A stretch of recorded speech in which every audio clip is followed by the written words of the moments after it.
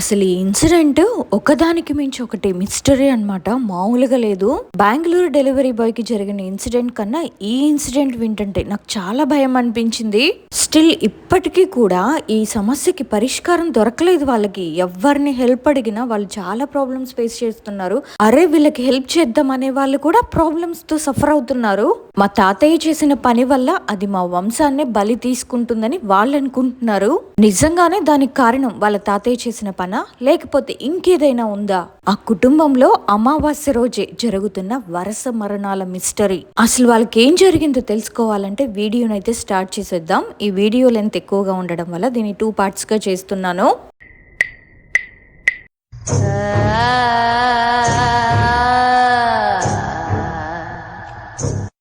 మా ఊరి పేరు కానీ నా పేరు కానీ చెప్పాలని అనుకోవట్లేదు, ఎందుకంటే మీరందరూ అర్థం చేసుకుంటారని అనుకుంటున్నాను. మా అమ్మమ్మ వాళ్ళది ఒక పల్లెటూరు. మేము టౌన్లో ఉంటాము. నేను అప్పుడు 5th క్లాస్లో ఉన్నప్పుడు మా నాన్నకి యాక్సిడెంట్ అయ్యింది. కుడి చెయ్యి విరగడంతో మేము మా అమ్మమ్మ వాళ్ళ ఊరికి వచ్చేసాము. మా అమ్మకి ఆ టౌన్లో ఏం పని చేయాలో అర్థం కాక మా అమ్మమ్మ వాళ్ళ ఊరికి మమ్మల్ని అందరినీ తీసుకొచ్చేసింది. మా అమ్మమ్మ ఇంట్లోనే ఉండేది. మా తాతయ్యకి గవర్నమెంట్ జాబ్, ఎంఆర్ఓ ఆఫీస్లో అటెండర్గా వర్క్ చేసి రిటైర్డ్ అయ్యారు. అయితే మా తాతయ్య ఏంటంటే జాబ్తో పాటు ఇంట్లోనే ఎవరికైనా బాగోలేకుండా, అంటే జ్వరం రావడం లేదా పిల్లలు లేని వాళ్ళకి పిల్లలు అయ్యేలా, ఎవరికైనా చేతబడి లాంటివి తగిలినా వాళ్ళకి బాగు చేయడం, అంతరాలు కట్టడం అలా చేసేవారు. మా తాతయ్య ఒంటి మీదకి నరసింహస్వామి వచ్చేవారు. మా తాత దగ్గరికి ఎంతో మంది వచ్చి బాగు చేయించుకునేవాళ్ళు. మా తాతయ్య ఏంటంటే వాళ్ళ దగ్గర డబ్బులు కూడా మీరు ఇంతే ఇవ్వాలి అని డిమాండ్ చేసేవాళ్ళు కాదు. వాళ్ళకి తోచినంత ఇస్తే అదే తీసుకునేవారు. ఊర్లో జనమందరూ కూడా మా తాతయ్యని ఒక దేవుళ్ళ చూసేవారు. అంత గొప్ప వ్యక్తి మా తాతగారు.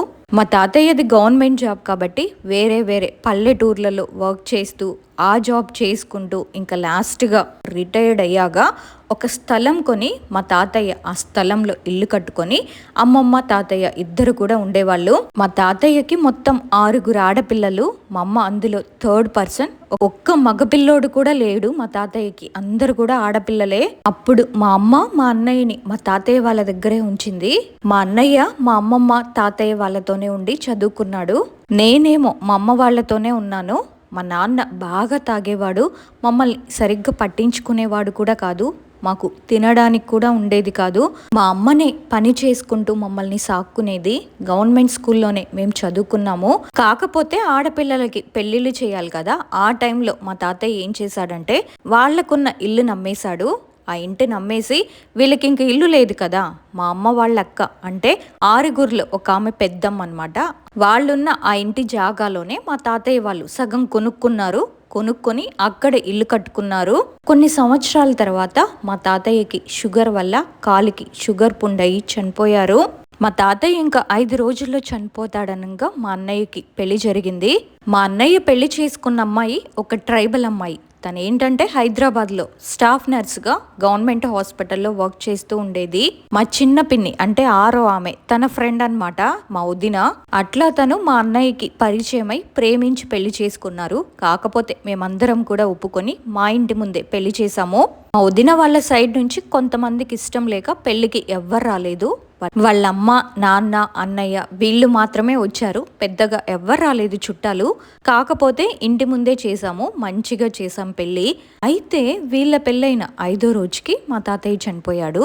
మా తాతయ్య చనిపోయిన కొద్ది రోజుల తర్వాత ఆ ఇంట్లో మా అమ్మమ్మ ఒక్కతే ఉంటుందని మా 2వ పెద్దమ్మ తన దగ్గరికి తీసుకెళ్ళింది మా అమ్మమ్మని. వాళ్ళ దగ్గరే ఉంచుకుంది మా అమ్మమ్మని కొద్ది రోజుల వరకు. ఆ తర్వాత స్టార్ట్ అయ్యింది. మా అమ్మమ్మకి ఆరోగ్యం బాగోలేక మేం రావడం పోవడం చేస్తున్నాము. మా తాతయ్య చనిపోయిన ఒక 6 నెలల తర్వాత మా అమ్మమ్మ మా పెద్దమ్మ వాళ్ళ ఇంటికి వెళ్ళింది. ఈ 6 నెలలు కూడా మా అమ్మమ్మ ఒక్కతే ఆ ఇంట్లో ఉంది. మా పెద్దమ్మ దగ్గరికి ఎప్పుడైతే పోయిందో అప్పుడు ఇంకా ఆమెకి కాళ్ళ మంటలు, విపరీతమైన మంటలు రావడం, అక్కడికి వెళ్ళిన తర్వాతే కంప్లీట్గా ఆమె ఆరోగ్యం మొత్తం ఖరాబ్ అయిపోయింది. మేమందరం కూడా చూడ్డానికని వెళ్ళినప్పుడు నాకు కాళ్ళు మంటల్లాగా వచ్చినాయి, అది ఇది అని చెప్పింది. కానీ మేమేదో లైట్ తీసుకున్నాము. సర్లే పెద్ద ఆవిడ కదా, ఆరోగ్యం బాగోలేక అట్లా అంటుందేమోలే, షుగర్ వల్ల అనేసి మేమనుకున్నాము. అయితే కొద్ది రోజుల తర్వాత తను పడుకొని ఉన్నప్పుడు నన్ను ఎవరో పిలుస్తున్నారు, రమ్మంటున్నారు, ఇదిగో ఇక్కడే ఉంది అక్కడే ఉంది అని పడుకొని బెడ్ చుట్టూ చూపించడం అట్లా చేస్తుండేసరికి మా పెద్దమ్మ వాళ్ళ బాబు కూడా లవ్ మ్యారేజ్ చేసుకున్నాడు, మా మేనమామ కూతుర్నే. అయితే మా అమ్మమ్మ ఇట్లా బిహేవ్ చేస్తుండేసరికి మా పెద్దమ్మ బాగా భయపడిపోయింది. ఇట్లా చేస్తుంది, మళ్ళీ నా పిల్లగాడికి ఏమన్నా అవుతుందేమో, కొత్తగా పెళ్ళయింది కదా అని ఆ భయంతో మా చిన్న పిన్ని దగ్గరికి పంపించేసింది మా అమ్మమ్మని మా ఆరో పిన్ని దగ్గరికి.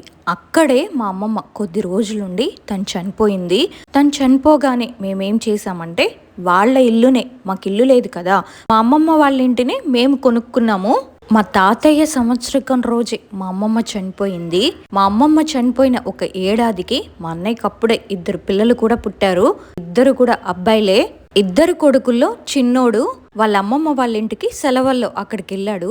తను వెళ్ళిన కొద్ది రోజుల తర్వాత మాకు అక్కడి నుంచి ఫోన్ వచ్చింది. ఏంటంటే లక్కీ ఇట్లా కింద పడిపోయాడు అని. చిన్న బాబు పేరు లక్కీ, పెద్ద బాబు పేరు కన్నయ్య. లక్కీ ఇట్లా కింద పడిపోయాడు, కాలు ఫ్రాక్చర్ అయింది అని చెప్పారు. మేమేమో అయ్యో ఫ్రాక్చర్ అయిందా ఇంత చిన్న వయసులోనే అని చాలా బాధపడ్డాము. ఇంకా ఆ టైంలోనే మా అన్నయ్య వెంటనే ఆ ఊరు వెళ్ళి ఆ పిల్లోడిని హైదరాబాద్కి తీసుకొచ్చేసాడు. మేమేంటంటే హైదరాబాద్లోనే ఉంటున్నాము. అప్పటికి మేము ఆ ఊరు నుంచి షిఫ్ట్ అయ్యి హైదరాబాద్కి వచ్చేసాము. మాకు పెళ్ళిళ్ళు అయిపోయినాయి కదా.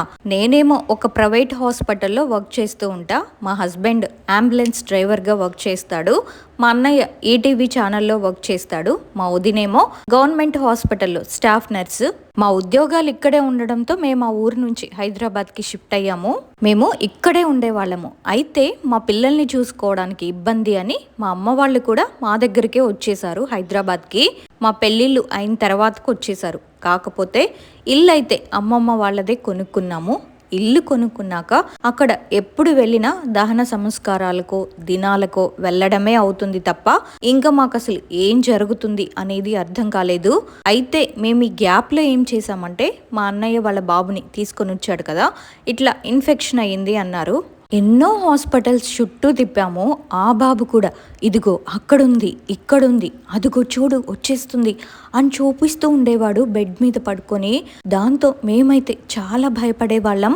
అంటే మా అన్నయ్య పెద్దగా ఇవన్నీ నమ్మడు, దేవుడు దయ్యాలు అంటే అతను పెద్దగా నమ్మడు, పట్టించుకోడు. ఇలా అయ్యేసరికి ఇంకొక 2 రోజులైతే మా అమ్మమ్మ సంవత్సరికం అనే టైంలో మా అన్నయ్య కొడుక్కి చాలా సీరియస్ అయిపోయి ఇంకా గుండె కొట్టుకోవడం ఆగిపోయింది, పల్స్ కూడా పడిపోయి చనిపోయాడు. ఆ 2 రోజుల్లోనే బాగా సీరియస్ అయిపోయి మా అన్నయ్య కొడుకు అయితే చనిపోయాడు. తన కొడుకు చనిపోయిన ఏడాదికి మా అన్నయ్య ఈ ఏడాదిలో ప్రతి అమావాస్యకి పిచ్చి పిచ్చిగా బిహేవ్ చేయడం, నేను చచ్చిపోతా, నాకు చావాలనుంది, నాకు బ్రతకాలని లేదు, అవి ఇవి అని ఉరేసుకోవడానికి అట్లా ట్రై చేస్తూ ఉండేవాడు. రైలు పట్టాల దగ్గరికి పోయి చనిపోతా అనడం అట్లా చేస్తుండేవాడు. అన్నయ్య నువ్వు ఇట్లా చేయకు, నీకేమైనా బాధ అనిపిస్తే వచ్చి మా ఇంట్లో ఉండరా అని నేను మాట్లాడడంతో మ్యాక్సిమం అన్నయ్య మా ఇంట్లోనే పడుకునేవాడు కింద. అంటే మా అన్నయ్య వాళ్ళు ఫస్ట్ ఫ్లోర్లో ఉండేవాళ్ళు, నేనేమో కింద గ్రౌండ్ ఫ్లోర్లో ఉండేదాన్ని. అయితే నేను దుర్గామాతని బాగా కొలుస్తాను, శివయ్యని కూడా పూజిస్తాను. నా ప్రెగ్నెన్సీ టైంలోనే, అంటే అప్పుడు నేను 6th మంత్ ప్రెగ్నెంట్ అనమాట. ఆ టైంలోనే చిన్న చిన్న గొడవల వల్ల నా హస్బెండ్ నన్ను వదిలేసి వెళ్ళిపోయాడు. మాతో అయితే లేడు, కంప్లీట్గా వెళ్ళిపోయాడు. నేను ఇంకా మా అన్నయ్య వాళ్ళ దగ్గరలోనే రూమ్ తీసుకొని ఉంటున్నాను. అయితే మా అన్నయ్య ఎక్కువగా మా ఇంట్లోనే పడుకునేవాడు. ఏమైందన్నా ఏమన్నా గొడవ అని అంటే, ఏమోరా పైనుంటే ఎందుకు చికాగ్గా అనిపిస్తుంది, నా చెవి దగ్గరికి ఎవరో వచ్చి గుసగుస అని మాట్లాడుతున్నట్టు అనిపిస్తుంది, ఎవరో పరిగెత్తుతున్నట్టు, నిద్రపోతే నా కాళ్ళు చేతులు లాగుతున్నట్టు, నా మీద కూర్చున్నట్టు అట్లా అనిపిస్తుందిరా, అందుకే నేను కిందే ఉంటున్నా అన్నాడు. పోనీలే నీకంత బాధ ఉంటే నువ్వు కిందే పడుకో అన్నయ్య అని నేననేదాన్ని. దాంతో మా అన్నయ్య వచ్చి కింద మా రూమ్లోనే పడుకునేవాడు. అన్నయ్య వాళ్ళ పెద్ద కొడుకు వాళ్ళ వైఫ్ మాత్రమే పైన ఉండేవారు. అమ్మ, నేను, మా అన్నయ్య, నా బాబు మా ఇంట్లోనే ఉండేవాళ్ళము. అయితే ఒకరోజు ఏమైందంటే, దానికి ముందు రోజు రాత్రంతా నేను నైట్ డ్యూటీకి వెళ్ళి రావడం వల్ల మధ్యాహ్నం పూట నిద్రపోయాను. మా అన్నయ్య కూడా పడుకునే ఉన్నాడు, బెడ్ మీద పడుకున్నాడు. నేనేమో కింద చాపేసుకొని పడుకున్నాను. నేను నిద్రలో లేచి చూస్తే మాకేమో దేవుడి గది లోపలికి ఉంటుంది, బయట హాల్ లాగా ఉంటుంది. హాల్లోనే పడుకునే వాళ్ళము. అయితే టీవీ ఆన్లోనే ఉంది. ఆ టీవీ చూసుకుంటూ మా అన్నయ్య నిద్రపోయాడు. నేను నిద్ర మొహానే వాష్రూమ్కి వెళ్దామని లేచేసరికి అసలు ఒక నల్లటి రూపం మా అన్నయ్య తల తీసి దాన్ని ఒళ్ళో పెట్టుకొని ఇట్లా ఇట్లా తల నిమురుతున్నట్టు నాకు అనిపించింది. నా కళ్ళకి ఇట్లా కనిపిస్తుండేసరికి నాకు చాలా భయం అనిపించింది. అసలు ఒక్క నిమిషం ఏం చేయాలో కూడా అర్థం కాక ఒక సైడ్కి వచ్చేసి అలాగే భయపడుతూ నిలబడి చూస్తున్నా. అమ్మో, అదేమన్నా మా అన్నయ్యనేమన్నా చేస్తుందేమో అనే భయం. అదే కాక అది నన్నే చూస్తున్నట్టు నాకు అనిపించింది, కానీ క్లారిటీ లేదు. ఇట్లా కాదు అని కళ్ళు బాగా వాష్రూమ్కి వెళ్ళి అక్కడున్న వాటర్తో కళ్ళు బాగా కడుక్కొని మళ్ళీ వచ్చి చూసేసరికి అప్పుడు మళ్ళీ కనిపించలేదు. మా అన్నయ్య మాత్రం పడుకునే ఉన్నాడు. సరేలే, నిద్ర కళ్ళతో లేచి చూశాను కదా, ఇదంతా నా భ్రమ అయి ఉంటుందిలే అని నేను ఇంకా లైట్ తీసుకున్నాను. కాకపోతే ఆ రోజు ఈవినింగ్ ఇల్లంతా ధూపం వేసి పూజ చేసుకున్నా. మళ్ళీ డ్యూటీకి వచ్చేసాను. అమృత ఆయుర్వేద సిద్ధ హాస్పిటల్లో ప్రత్యేకంగా వ్యాధులను బట్టి ఇస్తున్న ఆయుర్వేద పంచకర్మ ట్రీట్మెంట్ వివరాలు. అభ్యంగనం థెరపీ, మోకాళ్ల నొప్పికి, నడుం నొప్పికి, భుజం నొప్పికి, మెడ నొప్పికి, పక్షవాతానికి, నరాల బలహీనత మరియు పార్కిన్సన్స్ వంటి సమస్యలకు ఇచ్చే ట్రీట్మెంట్ సమయం 40 నిమిషాలు. జానువస్తి థెరపీ, మోకాళ్ల నొప్పులకు, మోకాళ్ల వాపులకు, మోకాళ్ల అరుగుదలకు ఆపరేషన్ అవసరం లేకుండా ఇస్తున్న ట్రీట్మెంట్ సమయం 30 నిమిషాలు. కటివస్తి థెరపీ, నడుం నొప్పికి, డిస్క్ సమస్యలకు, సయాటికా ఉన్న వారికి ఇచ్చే ట్రీట్మెంట్ సమయం 40 నిమిషాలు. లీచ్ థెరపీ, వెరికోస్ వెయిన్స్, కాళ్లల్లో నలుపుగా ఉండి రక్త సరఫరా సరిగ్గా జరగని వారికి నిలువ ఉన్న చెడు రక్తాన్ని తొలగించడానికి ఇచ్చే ట్రీట్మెంట్ సమయం 60 నిమిషాలు. ఇలా 20కి పైగా ఉత్తమమైన ఆయుర్వేద చికిత్సలను 5 నుండి 10 సంవత్సరాలకు పైగా అనుభవం గల కేరళ థెరపిస్టుల ద్వారా చికిత్సను చేయబడును. దూర ప్రాంతంలో ఉన్న వారికి వాట్సాప్ కాల్ ద్వారా ఆన్లైన్ కన్సల్టేషన్ సౌకర్యం కలదు. మెడిసిన్స్ కొరియర్ ద్వారా డోర్ డెలివరీ చేయబడును. సంప్రదించవలసిన నంబర్ 9151919959. మా హాస్పిటల్స్ బ్రాంచులు హైదరాబాద్, విశాఖపట్నం, నెల్లూరు. నేను డ్యూటీకి వచ్చాక మా అన్నయ్య అర్ధరాత్రి 2 గంటలకట్లా నాకు ఫోన్ చేసి, బుజ్జి నేను చనిపోతున్నా, నా బాబు నీ బాబు జాగ్రత్త, నాకెందుకో బ్రతకాలని లేదురా, నన్నెవరో చచ్చిపో నా దగ్గరికి రా అని నన్ను పిలుస్తున్నారా అని అంటున్నాడు. అసలు మా అన్నయ్య ఎప్పటి నుంచి ఇలా బిహేవ్ చేస్తున్నాడంటే, మా అన్నయ్య వాళ్ళు కొత్తగా ఇల్లు కట్టుకుంటున్నారు, ఆ ఇంటికి పని చేస్తున్నారు. అక్కడ స్లాబ్ పోయించడానికి ఆ పనికి ఈ పనికి ఊరికి వెళ్ళడం రావడం అట్లా చేస్తున్నాడు మా అన్నయ్య. ఒక 6 నెలలైతే అయిపోయింది సరిగ్గా తన డ్యూటీకి వెళ్ళక. ఈటీవీ ఛానల్లో వర్క్ చేస్తాడు అని చెప్పాను కదా, అక్కడికి డ్యూటీకి వెళ్ళక 6 నెలలు అయిపోయింది ఆ ఇంటి పని వల్ల. అయితే మా అన్నయ్య వాళ్ళ అత్త వాళ్ళు ఎక్కడుంటారంటే భద్రాచలం అవతల ఒక ట్రైబల్ ఏరియా అనమాట, కోయగూడెం వాళ్ళ అత్త వాళ్ళు ఉండేది. మా అన్నయ్య వాళ్ళ దగ్గరే మంచి టేకు కొట్టి తలుపులు దర్వాజాలు చేయించుకున్నాడు. ఆ తలుపులు ఆ దర్వాజాలు తీసుకురావడానికి వెళ్ళిన మా అన్నయ్య ఇంకా అక్కడి నుంచి వచ్చేటప్పటి నుంచి కంప్లీట్గా అసలు పిచ్చోళ్ళలాగా బిహేవ్ చేస్తున్నాడు. తాగడం, తినకపోవడం, సరిగ్గా అసలు ఎట్లా అంటే ఒక 3 days అయితే మా లక్కీ చనిపోయి ఒక 1 year కావస్తుందన్నమాట, సంవత్సరికం. ఆ టైంలోనే ఇంకా మా అన్నయ్య అట్లానే పిచ్చిగా బిహేవ్ చేయడం. అమావాస్య రోజే ఇట్లా పడిపోయాడు. నాకు బాగా కడుపు నొప్పి లేస్తుంది, నాకు ఎట్లానో అవుతుందిరా అని కింద పడిపోయాడు. అలా కింద పడిపోయేసరికి ఇంకా మేము లక్కీ సంవత్సరానికని ఇంటికి వెళ్ళిన వాళ్ళం కాస్త అన్నయ్యని తీసుకొని హాస్పిటల్కి అయితే వచ్చేసాము. హైదరాబాద్లో ఉన్న హాస్పిటల్కి తీసుకుపోతే ఆ హాస్పిటల్లో ఉన్న డాక్టర్లు మొత్తం చెక్ చేసి, ఈయనకు అసలు ఏమీ లేదు, బాడీలో ఏ ప్రాబ్లం లేదమ్మా, కాకపోతే ఈయనకి కడుపు నొప్పి అయితే తగ్గట్లేదు, సాచురేషన్స్ పడిపోతున్నాయి అని చెప్పారు. మేమందరం కూడా ఏమనుకున్నామంటే, సరేలే మా అన్నయ్యకి ఏమైనా ఆరోగ్య సమస్య అయి ఉండొచ్చు అని మేమనుకున్నాము. కాకపోతే ఇంకా మా అన్నయ్య ఒక 1 hourలో అలా చనిపోతాడు అనే టైంకి, లేదురా వాళ్ళు వచ్చేస్తున్నారు రమ్మని నన్ను తీసుకుపోతున్నారు, నా దగ్గరకు వస్తున్నారు, వాళ్ళు నాకు కనిపిస్తున్నారా బుజ్జి, ఇంకా నేను బ్రతకను, నన్ను ఇక్కడ ఉంచకండి, అనవసరంగా డబ్బులు వేస్ట్ అయిపోతాయి, ఎట్లా తీర్చుకుంటారు మీరు అని నాతో చెప్తుంటే నేను చాలా ఏడ్చాను. అన్నయ్య నువ్వు అట్లా మాట్లాడకన్నయ్య, మా అందరికీ కూడా నువ్వే కదన్నయ్య తోడు, నీకేమైనా అయితే మేము తట్టుకోలేము అని చాలా ఏడ్చాను. దేవుణ్ణి మొక్కుకోవడం తప్ప మేము ఇంకా ఏం చేస్తలేము. మా లక్కీ సంవత్సరికం రోజే ఇంకా మా అన్నయ్య ఆ రోజు ఈవినింగే చనిపోయాడు. ఈవినింగ్ 4 o'clockకి చనిపోయిన మనిషి నేనేమో ఏడ్చి ఏడ్చి కింద డైనింగ్లో సోఫాలో అట్లే పడుకున్నాను. నేను అలాగే కూర్చొని ఏడుస్తుంటే వాటర్ తాగించి నన్ను పడుకోబెట్టారు.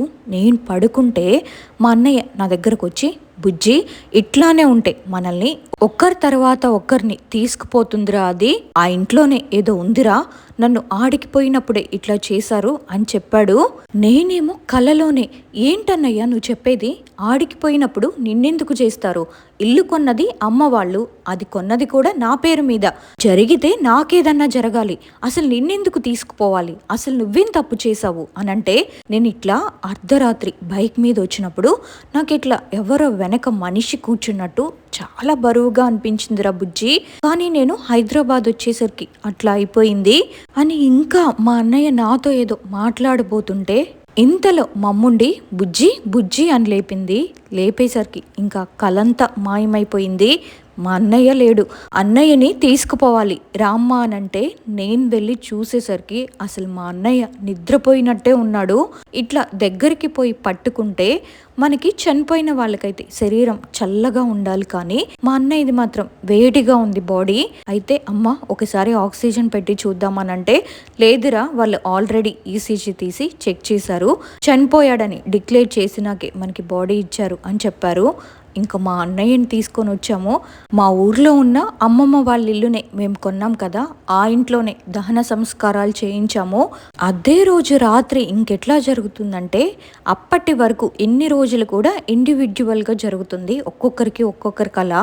నేనేం చేశానంటే, మా అన్నయ్య హాస్పిటల్లో ఉన్నప్పుడు హెల్త్ బాగోలేక వేరే ఒక స్వామి దగ్గరికి చూపించుకోవాలి అని చెప్పేసి నేను, మా అక్కయ్య, మా అమ్మ, మా బాబు ముగ్గురం వెళ్ళాము, విలేజ్కి వెళ్ళామన్నమాట. అన్నయ్య ఏమో హాస్పిటల్లోనే ఉన్నాడు, అప్పుడు ఇంకా చనిపోలేదు, దానికంటే ముందే వెళ్ళాము. ఆ స్వామి ఉండేది మా అమ్మమ్మ వాళ్ళ ఊర్లోనే, ఇంకా విలేజ్కి వెళ్ళామన్నమాట. ఆ రోజు రాత్రి మేము పడుకున్నప్పుడు అసలు మీరు నమ్ముతారో నమ్మరు, నేనైతే గాడ్ ప్రామిస్గా చెప్తున్నాను, నేను ఇట్లా పడుకున్నాను, మా అమ్మేమో బెడ్ మీద పడుకుంది, నేనేమో మంచంలో పడుకున్నాను, నా దగ్గరే మా బాబు ఉన్నాడు. నేను ఇట్లా ఎల్లకిల్ల పడుకున్నాను. పడుకుంటే ఇంకెవరో ఒక పెద్ద మనిషిలాగా నల్లటి రూపం, ఇంత పెద్దగా చింపిరి చింపిరి జుట్టేసుకొని అది వచ్చి నా కాళ్ళు ఇట్లా, నేను పడుకొని ఉంటే మేము స్వామి దగ్గరకు చూపించుకుందామని ఆ ఊరు వచ్చేసరికి సాయంత్రం అయిపోయింది. పొద్దుగాలే పోదాంలే పడుకోమ్మా అని చెప్పేసి పడుకున్నాము.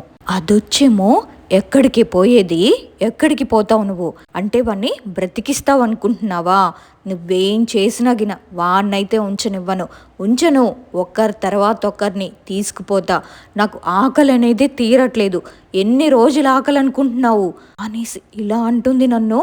నేనేమో ఆకలేంటి, అసలు నువ్వెవరు అని భయపడుతూనే అడుగుతున్నాను. అప్పుడు అదేమో నా కాళ్ళు ఇట్లా గుంజేసరికి నేను మంచం సగానికి వచ్చేసాను. మా బాబు మీద ఎక్కడ పడుతుందో అనే భయానికి అమ్మ అమ్మ అని పిలుస్తుంటే మా అమ్మకేమో అస్సలు వినిపించట్లేదు.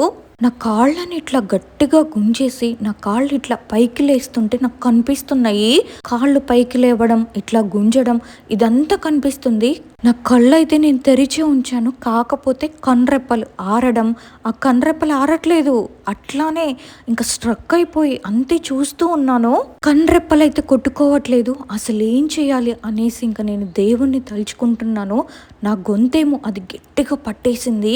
ఇంకా బలవంతంగా నేను అమ్మవారిని గట్టిగా తెలుసుకొని కాళ్ళు ఇట్లా జాడించినట్టు చేసేసరికి అది తబ్బున సౌండ్ అయ్యింది.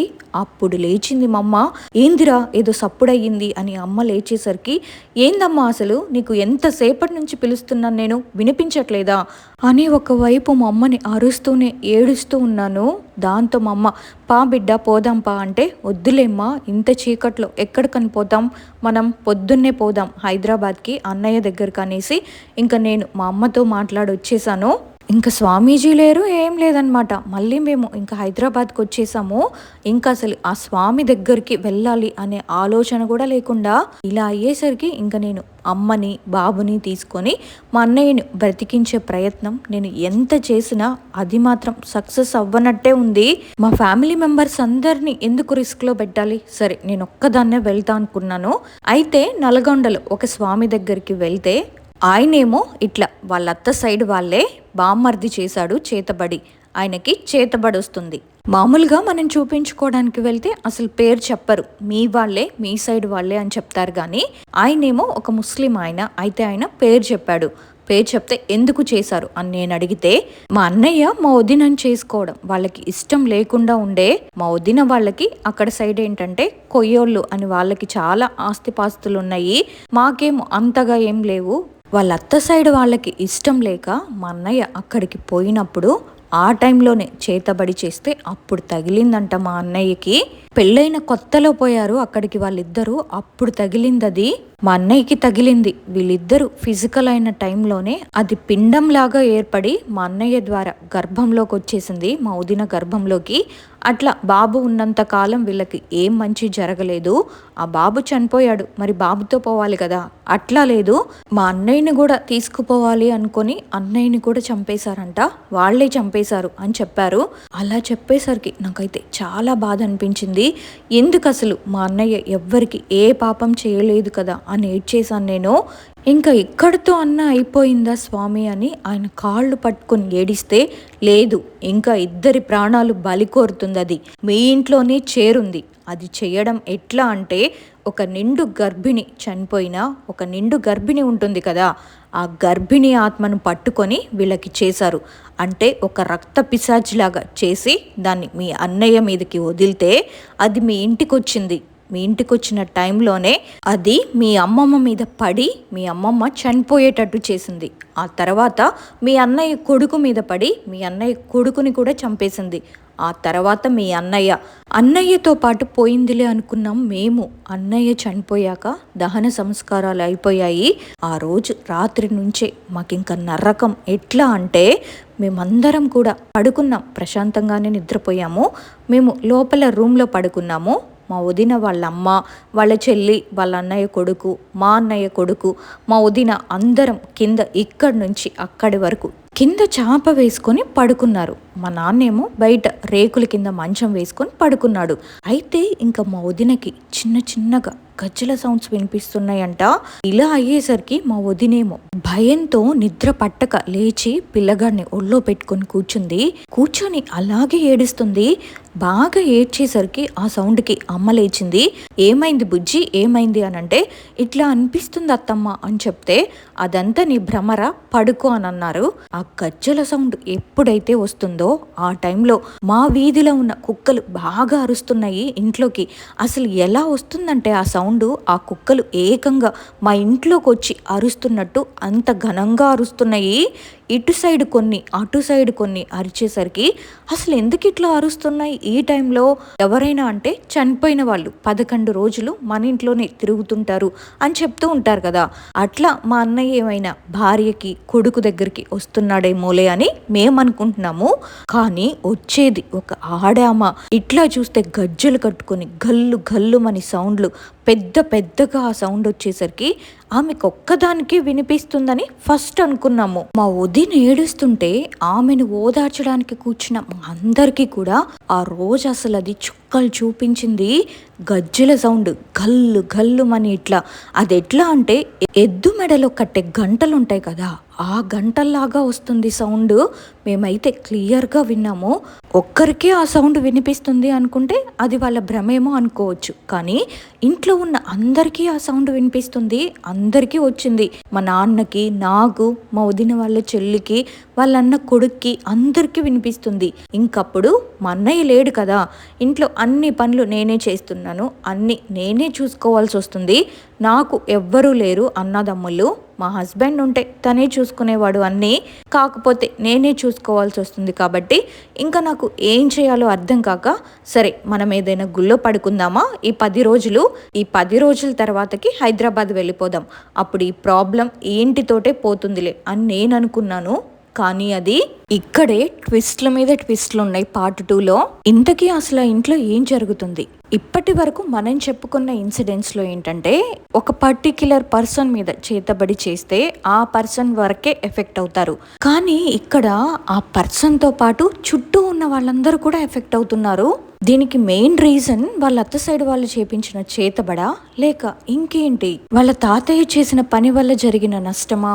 అసలు దీనంతటికి కారకులెవరో పార్ట్ 2లో తెలుస్తుంది. వాళ్ళ అన్నయ్యని తిని కాపాడుకోవడానికి ఎంత మంది దగ్గర హెల్ప్ తీసుకుంది, ఆ హెల్ప్ తీసుకున్న వాళ్ళందరికీ జరిగిన ఇన్సిడెంట్స్, ఆ తర్వాత జరిగిన సిచ్యువేషన్స్, ఇవన్నీ కూడా పార్ట్ 2లో తెలుసుకుందాము. పార్ట్ 2లో ట్విస్ట్ అయితే అస్సలు మామూలుగా ఉండదు. ఎవ్వరు ఊహించి ఉండరు కూడా ఇది అని. ఇప్పటి వరకు విన్నారు కదా, ఇది విన్న తర్వాత మీకేమనిపించిందో మీ అభిప్రాయాన్ని తప్పకుండా కామెంట్ సెక్షన్ లో నాతో షేర్ చేసుకోండి. స్టిల్ ఇప్పటికీ వాళ్ళకి సొల్యూషన్ దొరకలేదు. సొల్యూషన్ కోసం చూస్తుంది. దానికోసమే మన ఛానల్లో తన ఇన్సిడెంట్ ని షేర్ చేసుకుంది. కానీ తను చెప్పినవన్నీ విన్న తర్వాత నేనేమైనా వాళ్ళకి సజెషన్ ఇవ్వాలన్నా నాకు భయమేస్తుంది. అలా ఉంది ప్రెసెంట్ పరిస్థితి అయితే. సో ఈ వీడియో కనుక మీకు నచ్చినట్టయితే తప్పకుండా ఒక లైక్ చేయండి. ఇలాంటి మరిన్ని వీడియోల కోసం మన ఛానల్ని సబ్స్క్రైబ్ చేసుకోండి.